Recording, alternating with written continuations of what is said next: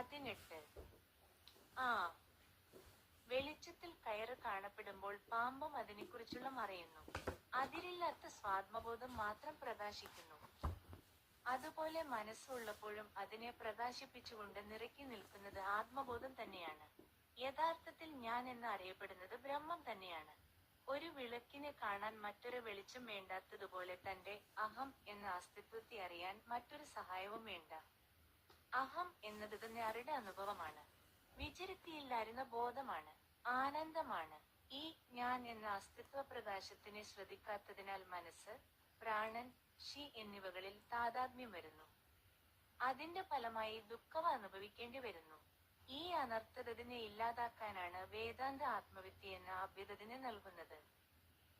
ഞാൻ ആരാണ് എന്ന് ചോദിച്ച് അന്തർമുഖമായി ആരായുകിൽ മനസ്സ്, ബുദ്ധി, അഹങ്കാരം, ചിത്തം എന്നിവകൾ ഞാനല്ലെന്നും ചിദാനന്ദരൂപമായ ശിവമാണ് ഞാനെന്നും തെളിവാകും. ഉത്തമഗുരുവിൻ കീഴിൽ നിരന്തരം ശ്രവണ മനനം, നിധിധ്യാസനം എന്നിവകൾ ചെയ്യുന്ന മുമുക്ഷുവിന്റെ ചിന്ത ദേഹാദികളിൽ നിന്നും വ്യതിരിക്തമായ ബോധത്തിൽ അതിശീഘ്രമഗ്നമാകും.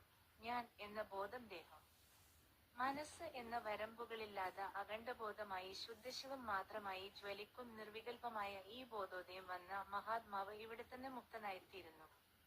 ഞാൻ ബ്രഹ്മമാണ് എന്ന അനുഭവം ജീവൻ മുക്തന് ജാഗ്രത്തിലും സ്വപ്നത്തിനും സുഷുപ്തിയിലും ഇടവിടാതെ നിലനിൽക്കുന്നു. ഈ അനുഭവം തന്നെയാണ് നാലാമത്തെ അവസ്ഥ എന്ന് പറയപ്പെടുന്ന തുരീയം. അടുത്തു ചെന്നു കണ്ടവന്റെ ദൃഷ്ടിയിൽ നിന്നും മരുമരീചിക കാന മറയുന്നതുപോലെ ആത്മാവിനെ അറിഞ്ഞവൻ ദൃഷ്ടിയിൽ നിന്നും സംസാരം മറയുന്നു. നിർവാണം ആത്മാവിന്റെ സ്വരൂപമാണ്. അതറിഞ്ഞവൻ ഇപ്പോൾ തന്നെ ബ്രഹ്മനിർവാണസുഖം അനുഭവിക്കുന്നു. യഥാർത്ഥ സ്വരൂപം അറിഞ്ഞവൻ സകലരെയും ആത്മാവായി തന്നെ കാണുന്ന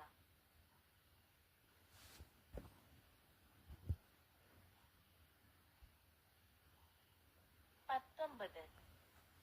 ആനന്ദദുന്ദിലനായി വർത്തിക്കുന്നു. സംസാരമോ സംസാരികളോ അദ്ദേഹത്തിന്റെ ദൃഷ്ടിയിൽ ഇല്ല.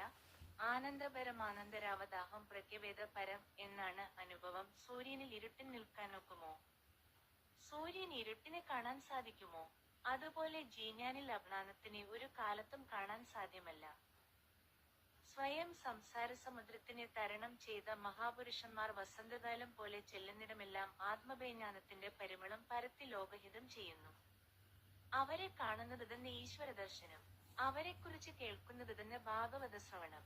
പുത്രയും ചിത്തശുദ്ധിദായകമായി മറ്റൊന്നും തന്നെ ഇല്ല. നമുക്ക് അവരെക്കുറിച്ച് കേൾക്കാനുള്ള സമയമാകുമ്പോൾ ആ ധന്യവാർത്തയെ ഈശ്വരൻ അനുഗ്രഹശക്തിയാകുന്ന കാറ്റ് നമ്മുടെ ചെവിയിലെത്തിക്കും. ഈ വാർത്ത